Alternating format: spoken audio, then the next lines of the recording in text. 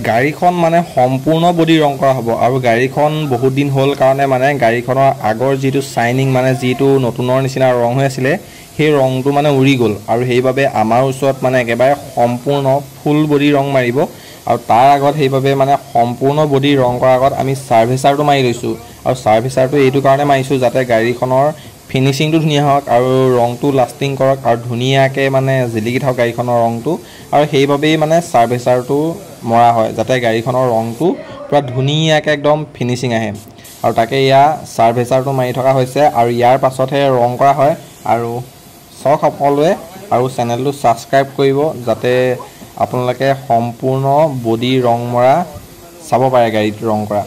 তাকে এইফালে সাৰ্ভিচাৰ মাৰি থকা হৈছে সম্পূৰ্ণ বডি তাৰ পাছত এই গাড়ীখনৰ যিটো আগতে ৰঙা ৰংটো আছিল ৰঙা ৰংটো মাৰিব আৰু এই গাড়ীখনৰ সম্পূৰ্ণ বডি আমাৰ প্ৰফাইলত গৈ চাব আমাৰ চেনেলটোত গৈ চাব এই গাড়ীখনৰ সম্পূৰ্ণ বডি দি থোৱা আছে আৰু আপোনালোকক দেখুৱাই দিছোঁ গাড়ীখন মানে এতিয়া সাৰ্ভিচাৰ কৰি আছে যিহেতু আৰু শেষত দেখুৱাম গাড়ীখন সাৰ্ভিচাৰ মাৰি হৈ গ'লে চাওক আপোনালোকে